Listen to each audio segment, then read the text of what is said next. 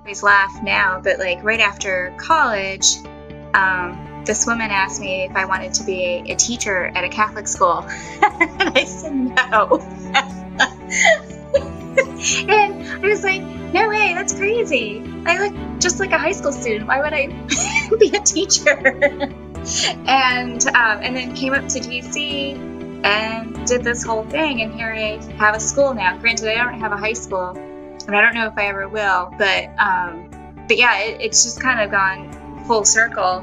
And I think it truly was my calling, because I mean, over and over and over again, I can point to events where I was teaching, and it was very much, some of my happiest memories was when I was teaching. I just never saw it as a career choice for me. And now it's, I kind of am a teacher, but I really just kind of make the whole thing happen, really. Welcome to Her Drive Podcast, a female-focused interview series with women of the world discussing their road trips to success. I'm your host, Cindy Kremblett, a travel expert, business owner, and curious spirit with a knack for meeting fascinating women. Please join me as I hop in the passenger seat and chat with these ambitious women about what drives them, twists and turns, and those pedal to the metal moments. Let's drive. Hey everyone, and welcome back to another episode of Her Drive Podcast. I am so excited to share my conversation with Melissa Rohan of Waterfront Academy with you all. A little background on how I know Melissa. About 10 years ago, I was an intern with a trucking association in Washington, D.C. that Melissa happened to work for. I would eventually work for that association when I graduated from the university. And when I joined the association as an employee, Melissa had moved on to other ventures.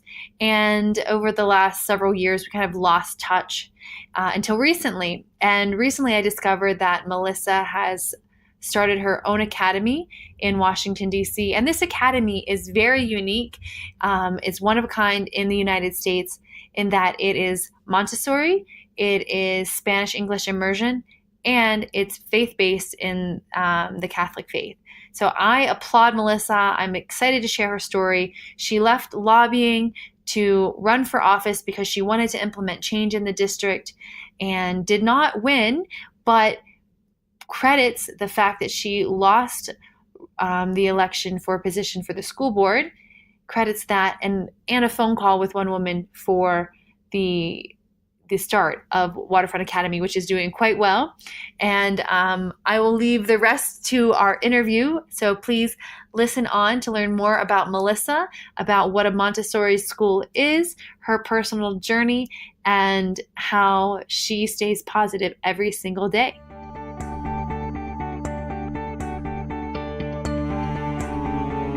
Wow. Well, I think that's amazing. And, Melissa, I started recording what you were saying, and I should have told you, but I didn't want to interrupt you because, what you just said was so powerful, and I feel like that's going to be a really good soundbite. So I hope you don't mind that I recorded you. No, not at all. Not at all. Okay. Normally I'm like, hey, let's get this started. But that's really beautiful. And what I think many times, it's not even many times. I've thought about this, but it was like verbalized to me not too long ago in our calling. And it's, at least for me personally, the calling is not like a shout. No one's yelling it at you. It like comes in these little whisper forms. So I feel like the woman who asked you if you wanted to be a teacher was probably like whispering your calling to you in a form. Sure. No, absolutely. I just, you just have to be ready to answer the calling when it comes to you. And if you're not prepared for it or you're not ready for it, then it's just not going to happen. And, I have made a lot of different career choices over the years, and I don't regret any of them at all. It's what moved me to Washington, D.C. It's what gave me everything that I need to know, how to advocate for my school and for the children within my school and the families that are within my school and the teachers within my school and the whole community. And it's also given me a way to do research. And I think somebody who's interested in education and somebody who loves research, I probably would have been able to do it anyways. But now I have all the resources so that I'm really great at researching all the regulations that pertain to running a school. It's funny because I remember in transportation, it is so heavily regulated, and that's very, very, very true. And I it still is. But I will say that in education, I work with so many different regulators every day, and I have to answer to all of them. And so it's a nice throwback to earlier parts of my life. And I probably have a even greater appreciation for people who work in these different industries where they have to answer to a lot of different people that are overseeing their work. And how do you maintain like a sense of calm when you're dealing with all of the regulatory factors? I will tell you, I'm not very good at that. About a year ago, I had a little bit of a scare, and my blood pressure was completely off the charts. And I wasn't necessarily doing any one thing terribly to put my heart in jeopardy. But it was a nice, eye-awakening moment for me where I said, okay, well, I'm going to have to make some changes so that I can continue to do the work that I'm doing. And so I've had to find ways to reduce my stress. And right off the bat, I changed my diet and I started sleeping more. I had no idea at the time, but my phone was tracking my sleep. And my doctor grabbed my phone and she was like, look at this. You've been sleeping for an average of 4 hours a night for the last 2 years. So you can't operate that way. And I now try and sleep about 8 hours a night. I usually get around 7. And I started eating a lot better.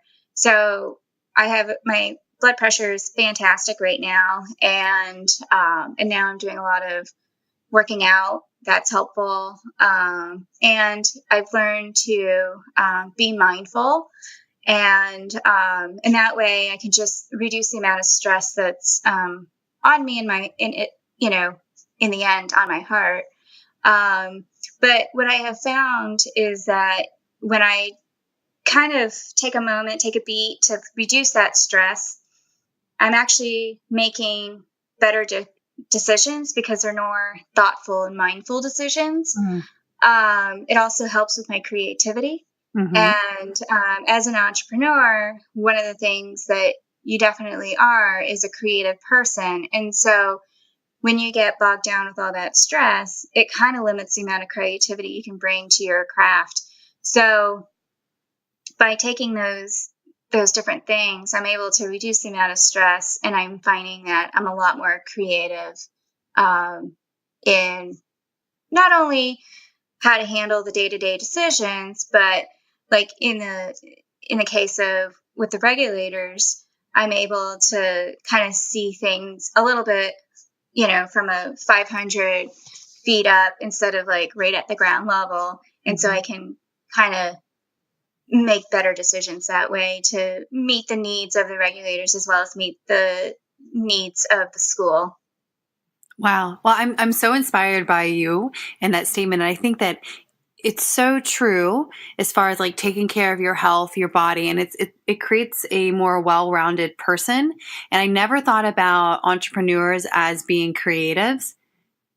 But you're sure. right. You're 100% right to think of a concept, and then you have to be creative in coming up with that concept. But then you have to have the discipline and the resiliency to make this creative idea come into play, and then see the entire thing through out all of the challenges that come along with creating something.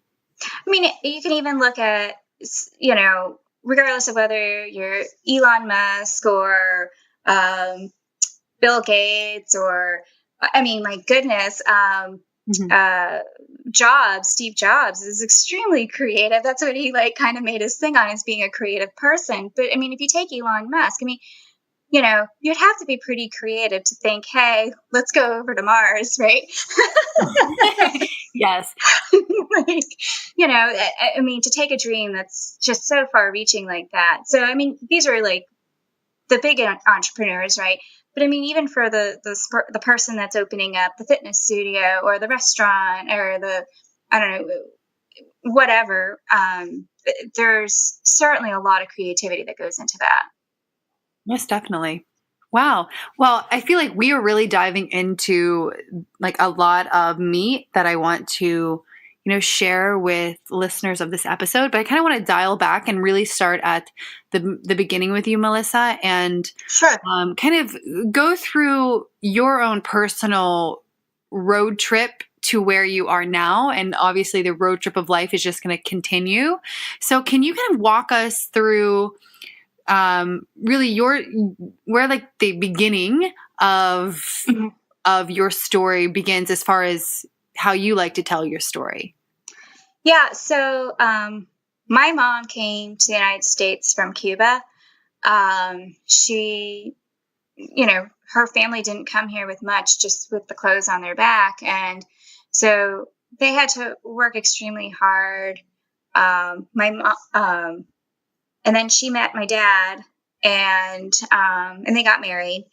My dad, though, he loves to read. He's an avid reader. He's an entrepreneur. He's started his own business, and that's, because of the business that he started, I had all the opportunities in life.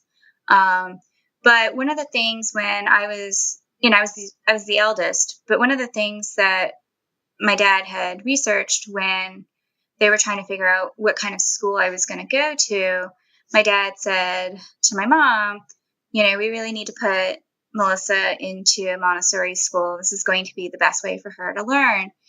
And so they just felt so passionately about that type of education that my mom decided to go ahead and become a Montessori teacher. So my mom was a Montessori teacher, and my first language was Spanish. But up until around 5, I spoke mostly Spanish. And then after that, being in a predominantly English-speaking area of Florida, I only spoke English after that, really. And so that's kind of where a lot of the inspiration came from for the school that I started, Waterfront Academy. And then fast forward, and I had my own son, and I was really nervous. Around 2010, I was looking around and I was trying to figure out what school my son was going to go to. And it was a difficult choice. There's not a lot that I thought was happening really well. For example, for DC, it's in the bottom 5 school districts in the country. I mean, bottom 5 of a whole country. And in my head, I'm thinking, well, I know that my children are not competing with everybody in the District of Columbia. They're not even competing with everybody on the East Coast. They're not even competing with everybody in the United States. They're competing with children all around the world. And the United States, we're also not in the top 10 as far as education. So I just felt that, if I went the traditional route, my children would be at a strong disadvantage competitively on the global market. And I didn't want that. So that was one. 2, I believe passionately that us as a human race across the globe, we are not using our brains to its full capacity. I really do believe that. I think we're doing ourselves a huge disservice by not really tapping in to all these different parts of our brain that could be working for us so that we could be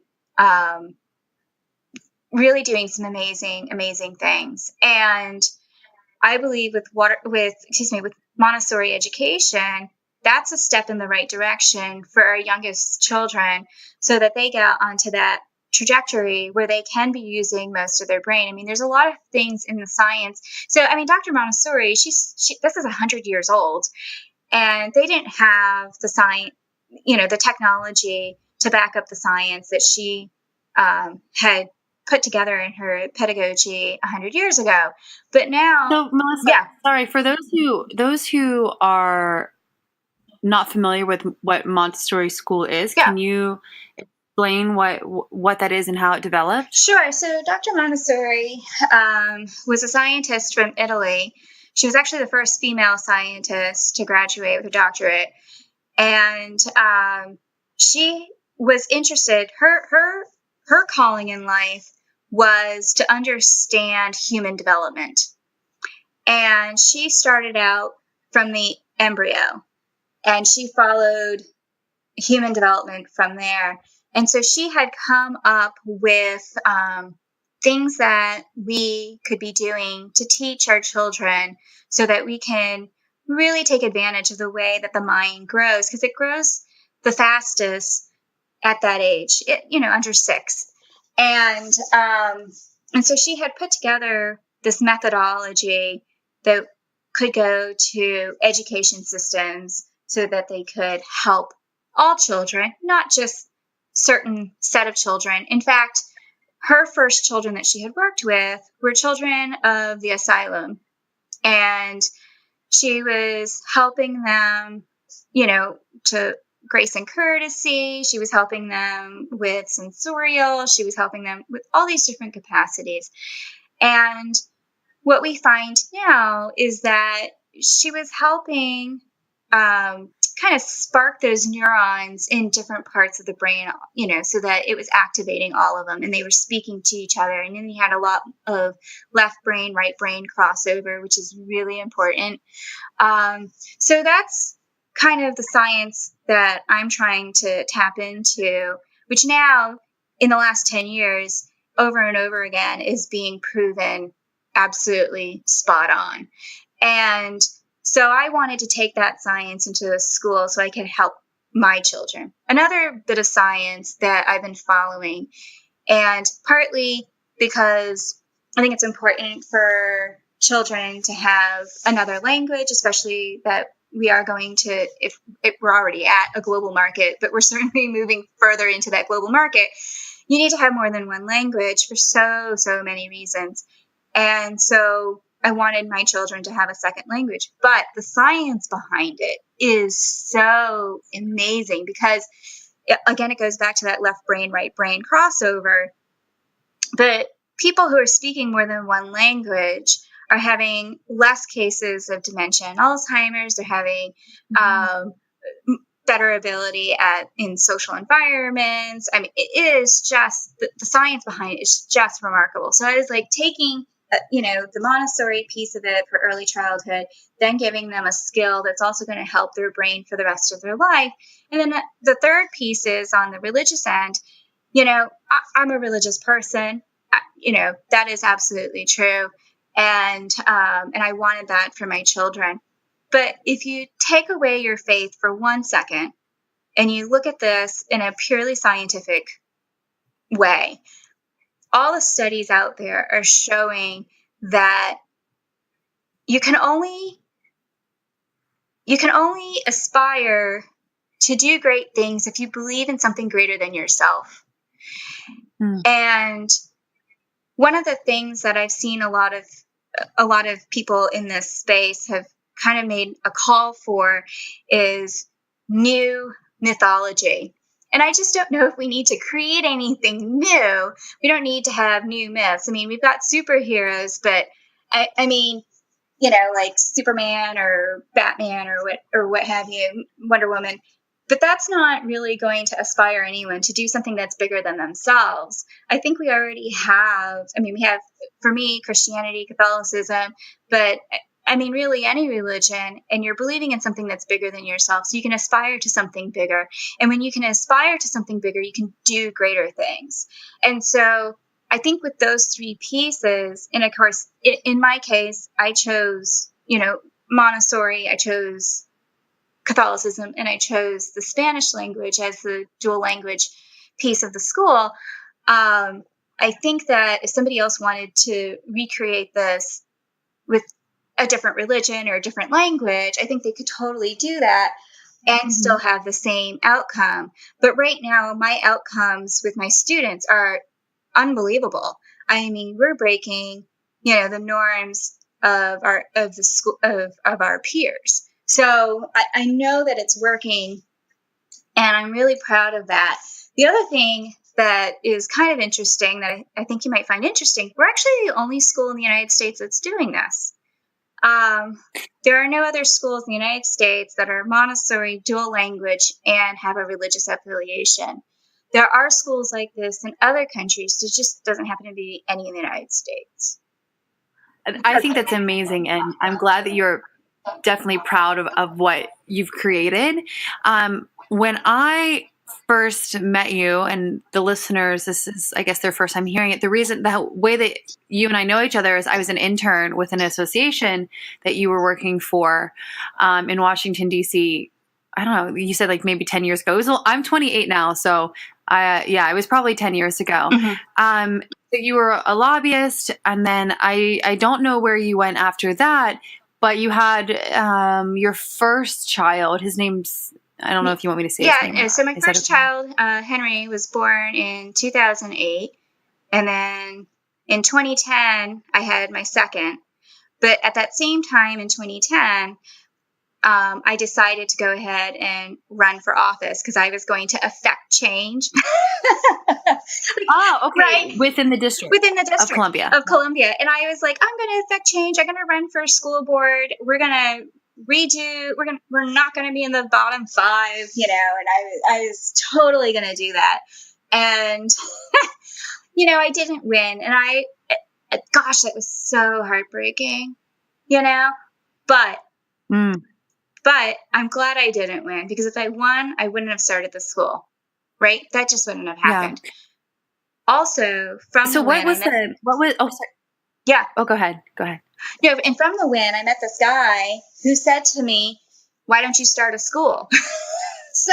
Oh my gosh, no kidding. Yeah. And so I was like, okay, sure, I can do that. And then he said, well, if you do, I'll invest in your school $250,000. And I said, okay, well, now I got to take it seriously. And so I was going to start the school back in 2013. And then I had everything. I had the place, I had the teachers, I had students, I was ready to go. 11th hour, he pulls out with his money. And so, no joke. So losing the election was hard. This was way harder because I had to call all those people and say, I'm so sorry. That was, oh my gosh, that was a low point.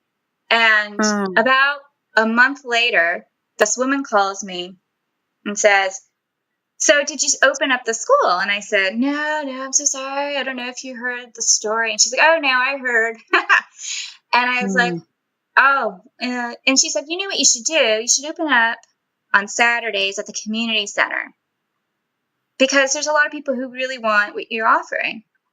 So I did. And with being able to do that, I had proof of concept because we were really successful. And I was able. So with the community center, were you just running like a program in the morning all day? How is this program? No, just in the morning on Saturdays for 2 hours. We did 8-week sessions, and we were trying to figure out what was the right formula. Should we do like a mommy and me class? Should we just do the children? Should we do 2 hours? Should we do an hour? Should we do an hour and a half? Is 6 weeks enough, or is 8 weeks? It was really nice because we were able to figure out that formula of what works for a Saturday class. And we still offer the Saturday class, and it's been fantastic because it's a great way for parents to dip their toe into what we offer at Waterfront Academy, because again, we are the only school that does this. And so they get to learn a little bit about me. They get to learn a little bit about, the school. They get to see how their children are progressing in the school. So it's been amazing. In fact, I have people right now who are like, when are you going to do the Saturday school? That's great. Yeah. When you have demand, you have something that's worth value. Absolutely. So we have a wait list that's greater than the amount of spots that we have, so and we've doubled every year. So we have had 100% growth each year since our inception. That's amazing. So you started the Saturday. What year did you start the Saturday classes? This was in 2013? It was also in 2013. We started, so we were supposed to open in September of 2013. We didn't. This woman calls me in October, at the beginning of October. So our first class was the end of October. Wow. So how are you funding this? Just with your own? Just my own money. Equity? Yeah. Yeah. And we did it with our own money. And then when it was such a success, we were able to get a bunch of investors. So instead of just having one investor, I went through a bunch of them so I could get a little bit of money and then split the risk.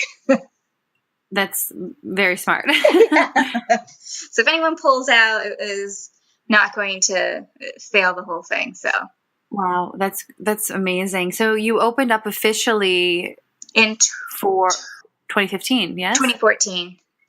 Oh, okay. Yeah, it was a really quick turnaround. I mean, of course, for me, it felt slow, but no, it actually ended up happening pretty quickly. So how did you, when this man who pulled out the initial funding, obviously you were probably very upset. How did you, that's obviously like a major roadblock. How did you get around it? Like emotionally, mentally, and get your drive back?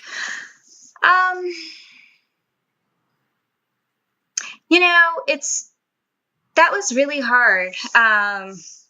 It wasn't until this woman called me that I could refocus my energy. And I will forever be grateful for that phone call. And I've told her this more than once, how I'm so grateful for that phone call. And she's like, Melissa, I really didn't do anything. But it meant a lot to me. And I wish I could say that it was something internal, but it was just that phone call that said, we really do want this and we really do believe in you, get back on your feet and do it. And then that's all I really needed. I needed somebody to say, do it. And after that, it was all me. But I needed to kind of get out of that funk.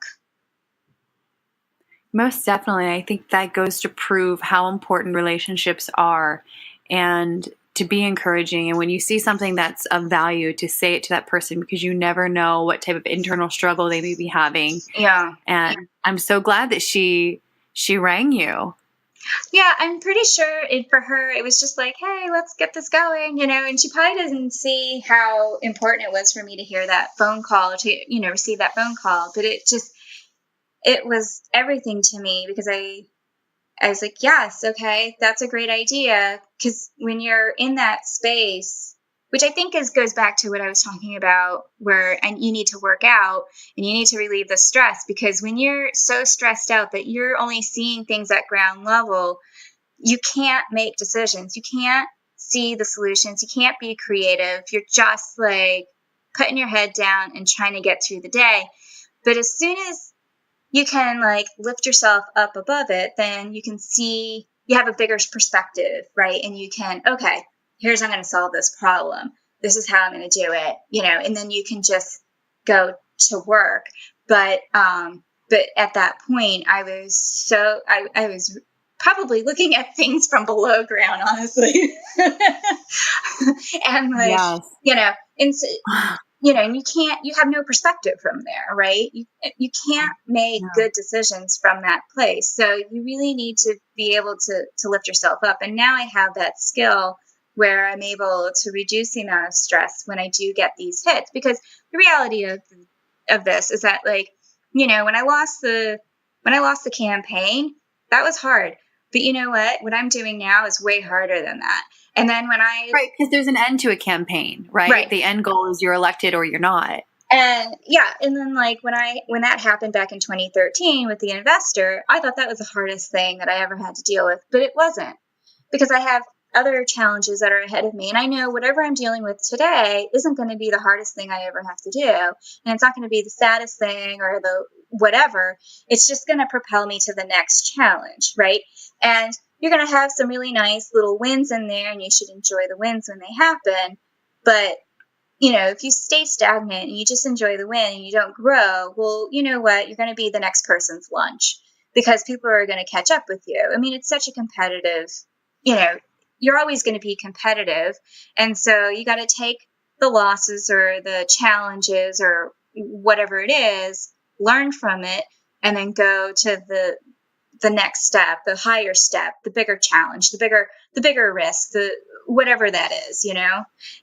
That is so beautiful. I am so extremely grateful for this time with you. And I feel so inspired by your energy and your story. And I love like the twists and turns of life and how, you know, little things add up over time to create something as magical as, you know, Waterfront Academy and what you've created. So thank you so much for sharing your time with me. I'm completely honored. Thanks, Melissa. To learn more about Melissa and Waterfront Academy, please visit Facebook or waterfrontacademy.org. Thanks for listening to Her Drive with Cindy Kramblatt. If you want to know more about today's guest or know a fascinating woman you'd love for me to interview, please see the show notes, visit Instagram or her-drive.com. And please, please, please, if you love the show, leave a review on iTunes. Thanks for riding along, and subscribe to join our next woman and her drive to success.